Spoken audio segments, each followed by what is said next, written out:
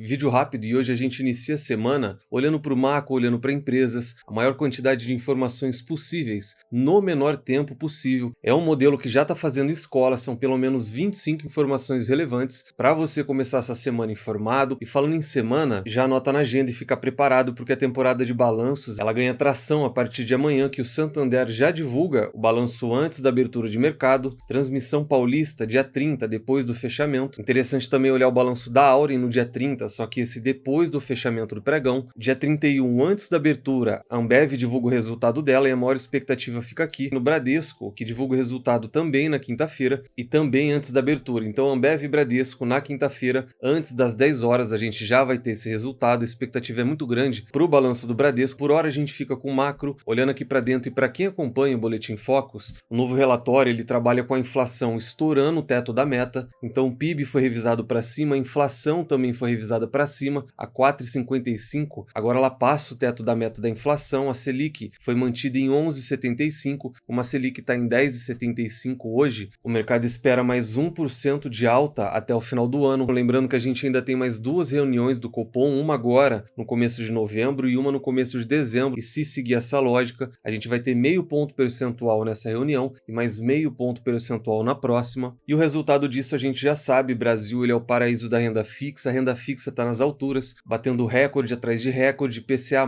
pagando próximo a 7%, e quando eles falam próximo a 7% é esse daqui, IPCA+, 2029, então a gente tem um título atrelado à inflação, que bateu num recorde recente, IPCA+, 6,83, mais um que está muito interessante, pouca gente fala também, é para quem gosta de fazer marcação a mercado. Isso daqui é algo que a gente já trabalhou na comunidade, diferentes tipos de investimento de renda fixa, então se você não faz parte da comunidade, considere fazer parte. O Tesouro prefixado hoje, então a gente talvez tenha o ativo mais seguro, falando a nível nacional, remunerando a 13%, muito pouca gente fala disso, e ainda tem o benefício de poder ganhar com a marcação a mercado lá na frente, quando a Selic iniciar o novo ciclo de queda. Perde na marcação a mercado agora, mas olhando lá para frente, isso começa a ficar muito interessante. A gente sempre vai tocar na questão renda fixa quando a gente falar do macro, porque isso tem tudo a ver com investimento em ações e investimento em bolsa de valores. O Brasil, ele é o paraíso da renda fixa, a captação de fundo de renda fixa, ele está em nível recorde, vai beirar 4 trilhões de reais, a gente nunca viu algo parecido assim. E quando a gente olha para o fluxo de captação de fundo de renda fixa, no último ano ele só ficou negativo em 3 meses, em outubro já tem uma captação de quase 50 bilhões de reais. Isso daqui tem tudo a ver com a bolsa de valores, a gente tem um ativo livre de risco, remunerando mais do que as ações hoje, a gente tem fuga de renda variável, a gente já vai falar disso. Enquanto isso, a arrecadação federal para o mês de setembro bateu outro recorde histórico, mais de 200 bilhões de reais só para esse mês, a gente nunca teve nada comparado no período, mas o que chama atenção também é o nível de endividamento que a gente conseguiu. É a primeira vez em mais de 2 décadas que a dívida atrelada à Selic, aquela que a gente acabou de ver, que possivelmente vai ter mais 2 altas daqui até o final do ano, ela se aproximou de 50% do total. Esses papéis, esses títulos, a exemplo daqueles que a gente acabou de ver na página do Tesouro, eles sempre são buscados com a intenção de atrelar algum índice, de se proteger, por conta de algum cenário que o investidor e o mercado vejam para frente. O Henrique Meirelles, que já foi tanto ex-ministro da Fazenda e ex-presidente do Banco Central, que são as cadeiras hoje do Haddad e do Campos Neto, ele deu uma declaração dizendo que o governo não vai mudar essa política fiscal, e esse, num comentário rápido, é um dos principais fatores que ainda segura a Bolsa de Valores no patamar que ela está, e isso preocupa o investidor, não só o investidor daqui, o investidor institucional, o investidor lá de fora, ele ainda segue cauteloso. Na parcial desse mês, próximo aqui do fechamento de outubro, esse é um relatório super atualizado, o fluxo de capital estrangeiro para as ações brasileiras, ele ainda está no negativo, teve aquele respiro no mês de julho e agosto, mas setembro e outubro vai ficar próximo aqui de 3 bilhões negativos, vai ser mais um mês de saída de capital estrangeiro, e muito disso a gente acabou de ver nos gráficos ali atrás. Quando a gente olha no fluxo do acumulado do ano por tipo de fundo, a gente vê que fundo de ações ele está no negativo, quase 15 bilhões de reais no acumulado desse ano, e quando olha para cá na renda fixa, ele subiu bastante, são quase 350 bilhões de reais só nesse ano de 2024 que foi para renda fixa. Eu trouxe aqui só a nível de comparação para vocês verem como é que está essa migração, saindo de renda variável e buscando essa Selic mais alta. Há 15 dias atrás eu trouxe esse mesmo relatório para vocês e o acumulado era de 290 bilhões para fundo de renda fixa. De lá para cá, o valor de saída em ações aumentou em quase 2 bilhões e a gente teve quase 60 bi migrando para renda fixa, é um valor muito alto, e isso explica um pouco para quem está com dúvida de entender por que as ações não se valorizam. O mercado de ações lá fora batendo máxima atrás de máxima, e aqui a gente tem, por exemplo, o setor bancário e outros sendo negociado a um patamar ali muito baixo de preço sobre lucro. Isso tem tudo a ver com o nosso cenário fiscal. Enquanto essa situação interna não melhorar, a Selic não vai melhorar. Enquanto a Selic não melhorar, a tendência é de que a renda variável continue assim. Mas a gente ainda tem boas ações de boas empresas que pagam bons dividendos. Trazer para vocês aqui uma lista, informação bem rápida, de quais são as 10 ações que mais pagaram dividendos nesse ano. Na primeira posição a gente tem Petrobras, na segunda também, só que as ações ordinárias, então Petro 4 e Petro 3, elas ficam na primeira e na segunda posição. CEMIG, mais uma empresa estatal. CEMIG é uma ótima empresa do setor elétrico, trabalha em geração, transmissão e distribuição, um dividend yield de mais de 10%. Na terceira ou quarta posição a gente pode usar, a gente tem CPFL, mais uma empresa elétrica. Quinta posição, Taesa, outra empresa do setor elétrico. A Vale fica na sexta posição, BB Seguridade com um yield de 7,44 na sétima posição, PetroRecôncavo em oitavo, Banco do Brasil com dividend yield de 6,8. Vale lembrar que aqui a gente fala só do ano de 2024, então não é aquele dividend yield dos últimos 12 meses. No caso do Banco do Brasil, a gente ainda tem mais duas Datacom, mais dois pagamentos que vão cair na conta de quem é sócio no mês de dezembro, e a Usiminas fica na décima posição, uma empresa um pouco fora do radar, que a gente falou do resultado dela, um bom resultado no último vídeo do canal. E mesmo não sendo o foco, mas uma informação que pode ajudar quem investe em fundos imobiliários é que a gente tem o mesmo levantamento, a mesma lista, aqui a fonte é Economática, então é uma fonte confiável, a lista dos 10 maiores pagadores de dividendos desse ano, quando se fala de fundos imobiliários, e tem fundo imobiliário que está entregando até 1,6% ao mês, isso dá quase 20% ao ano, mas vale um pouco de atenção que nem tudo essas mil maravilhas. Direto para a lista, primeira posição fica o GZT 11, um fundo de segmento de shoppings, que pagou um dividend yield em outubro de 1,6%. Na segunda, terceira e quarta posição, HCTR na quarta posição, um yield de 1,30%, depois todos os outros ficam na casa de 1,2%, e a lista fecha com o Iridium pagando 1,20%. Qual que é o cuidado que tem que ter quando olha só para essa questão do dividend yield? Fundo imobiliário não vive o seu melhor momento, o IFIX está em queda, e quando a gente olha para essas empresas que estão pagando um yield de 1,6% ao mês, muito disso se dá pela própria queda na cotação. Então o GZIT11, ele é o fundo que está pagando 1,6% ao mês, mas só nos últimos 6 meses ele já caiu quase 24%, e isso joga esse dividend yield lá para cima. Então cuidado a fazer aqueles filtros de, por conta dessas matérias, só pegar o F2 que paga o maior dividend yield. Se a gente pegar esse 1,59 e multiplicar por 12, por exemplo, a gente teria um yield de quase 20%. Isso não é algo recorrente, não é algo normal. Toma cuidado quando for seguir esse tipo de lista, esse tipo de indicação. Olhando para Petrobras e commodities, o minério de ferro subiu, mas o petróleo em apenas um dia teve uma queda de quase 6%, jogou as ADRs da Petrobras lá fora para uma queda de quase 3%. Com essa queda de 6% no Brent, ele vem praticamente para as mínimas desde 2021, e logo na abertura do pregão as ações da Petrobras elas já caíram mais de 2%, recuperou isso durante o dia. Petro 4 hoje está cotada a quase R$ 36, um dividend yield de 18%, aqui a gente fala de 12 meses, o que é diferente daquele yield só de 2024, que a gente viu ela com um dividend yield de 12%, ela tem uma valorização de 20% nos últimos 12 meses. Fora isso, a gente tem algo muito positivo para quem também é acionista de lojas Renner. A empresa vai bonificar os acionistas na proporção de 1:10, então a gente tem uma bonificação de 10% para quem é sócio da empresa, e isso vai ser feito via aumento de capital. Então quem é sócio da Renner, para cada 10 ações que tiver, vai receber uma nova ação de graça. Isso é algo muito positivo. Esse aumento ele vai se dar por meio de capitalização de reserva de lucros. Isso é um dinheiro que já tem, a empresa vai bonificar, vai presentear quem é sócio. Renner hoje está cotada a R$18, tem um dividend yield de 3,5%, então a gente tem uma varejista que remunera o sócio através de dividendos e JCP, além disso, dá bonificação, e é uma varejista que, enquanto o Magazine Luiza e companhia estão nas mínimas históricas nos últimos 12 meses, a Renner subiu mais de 60% na Bolsa de Valores. Movimento positivo também para quem é acionista da Embraer, República Tcheca. Ela comprou 2 novas aeronaves C-390, esse avião bonitão que você está vendo, eu gosto bastante, tenho muito orgulho. Fora a Embraer ser uma empresa nacional que fabrica avião, tecnologia nossa, e que é reconhecida lá fora, eu também já trabalhei na empresa, tanto na empresa quanto na divisão de segurança. A empresa é, ou pelo menos deveria ser, motivo de orgulho pra gente. Não foi divulgado nenhum valor, mas quem acompanha a empresa estima algo de 100 milhões a 130 milhões de dólares por aeronave. No movimento bastante positivo para a empresa, a receita dela cresce, o Itaú tem recomendação de compra para ela, o BTG também tem recomendação de compra para a empresa, e esse gráfico de cotação aqui ele é muito bonito de se olhar. Ela saiu da da casa de 5, 6 reais, hoje ela está cotada a 50 reais. Parabéns para quem acreditou na recuperação dela, uma valorização nos últimos 12 meses de quase 200%. Falar da JBS, que lançou uma oferta de troca de bonds no valor de quase 15 bilhões de reais. Bonds, a gente já trabalhou isso na parte de renda fixa lá na nossa comunidade, mas essa nem é a notícia que realmente chamou a atenção da empresa no final de semana, que atraiu os olhares de verdade, é o interesse da JBS para uma subsidiária da Kraft Heinz. A gente fala da Oscar Mayer, o mercado vê esse movimento de maneira positiva. Isso pode aumentar o EBITDA da empresa em quase 5%, enquanto subiria a alavancagem da empresa no ano que vem só 0,4 vezes. A JBS é uma empresa que cresceu dessa maneira. A gente teve inclusive aquela notícia da semana passada de que ela tinha interesse de comprar até mesmo o Bradesco. A JBS ela sempre foi muito agressiva nessa questão de fusão e aquisição, e essa compra ela complementaria ainda mais o portfólio da empresa. Hoje ela abriu em alta, quase 3%, tem um dividend yield de quase 6% e só nos últimos 12 meses já valorizou quase 90%. A Hypera negou aquela proposta de compra que foi feita na semana passada pela MS. A Azul, empresa de aviação, concluiu renegociação de quase 3 bilhões de reais com credores. Além dessa renegociação de 3 bilhões que ela já tinha tratado, ela chegou em mais um acordo com esses mesmos detentores para mais um financiamento adicional de quase 500 milhões de dólares. Por isso, a Azul disparou na Bolsa de Valores. Num comentário rápido, quem conseguiu, a pessoa que fechou esse acordo para a Azul, ele merece um prêmio, ele merece um aumento, porque ele não só negociou uma dívida de 3 bilhões de reais, como com esses mesmos credores, ele reperfilou a dívida e ainda conseguiu mais um crédito de mais de 500 milhões de dólares adicionais. Por isso, a Azul subia mais de 11% logo na abertura hoje, mas mesmo assim, no acumulado do último ano, ela cai mais de 52%. Para quem é acionista da Eneva, ela concluiu a operação de aquisição da Linhares Energia, um movimento que até mesmo o BTG participou. A Eneva, ela é resultado da fusão da antiga MPX com a OGX, empresas do Eike Batista. Hoje ela está cotada a R$13, não paga nenhum dividendo para quem é sócio e teve uma valorização de mais de 23% no último ano. A Raízen divulgou a prévia operacional do segundo tri dela, e a notícia positiva fica por conta da venda de açúcar, que cresceu mais de 50%, só que quando a gente sai das vendas e olha para o operacional da empresa, ele não foi tão legal assim. Na visão da XP, eles viram esse resultado operacional como neutro, e na opinião do BTG, que inclusive tem recomendação de compra para a empresa, o operacional, e aqui olhando para a moagem, ele ficou abaixo da expectativa. A Raízen hoje está próxima das mínimas, cotada a R$2,80, um dividend yield de 5%, ela acumula uma queda de quase 20% nos últimos 12 meses, e quem olha para a Raízen, geralmente quem investe na Raízen, também olha ou investe na Cosan, que está na bacia das almas, depois de uma queda de quase 40% só nesse ano, mas a gente tem um novo relatório, uma expectativa e uma solução para fazer as ações da Cosan chegarem a R$20. De acordo com ele, o grande problema da Cosan é o endividamento atrelado a uma baixa geração de caixa. Então a Cosan ela se endividou muito e entregou muito menos na geração de caixa do que aquilo que ela havia prometido, do que aquilo que o mercado esperava. E aí a gente tem essa combinação de fatores. A empresa gera menos caixa e gera menos dinheiro, a dívida está muito acima daquilo que seria o ideal. Em um cenário de juros tão alto, a empresa tem que desprender muito dinheiro para pagamento de juro, para arcar com essa dívida, e na opinião dele, enquanto ela não enfrentar esse problema de uma forma definitiva e séria, dificilmente a Cosan vai subir. A gente trouxe e estudou aqui essa mudança de cadeira que a Cosan está fazendo. Eu deixei minha opinião que eu vejo isso como algo muito positivo. A empresa numa situação como a dela, que não é legal, e de quem é sócio também, porque quem comprou a empresa a R$26, R$27 e hoje ela está custando 12, a situação desse investidor, sim, ela não é legal. A empresa ela precisa fazer algo e ela mostrou o que ela quer fazer, colocou alguém que entende da parte financeira para tocar a empresa. No dia de hoje, as ações da Cosan elas chegaram a subir mais de 4%, ainda está cotada na casa de R$12, um dividend yield muito baixo, de 3,8%, mas essa cotação ela não é à toa. A gente tem uma empresa que hoje ela é muito pouco rentável, a relação de dívida líquida versus EBITDA está na casa de 3,5 e a tendência é de que isso daqui ainda piore no curto prazo. E quando a gente olha para a remuneração, que é algo que poderia acalmar o investidor que chegou a acreditar lá atrás que a Cosan ela era uma ótima pagadora de dividendos, ela não só é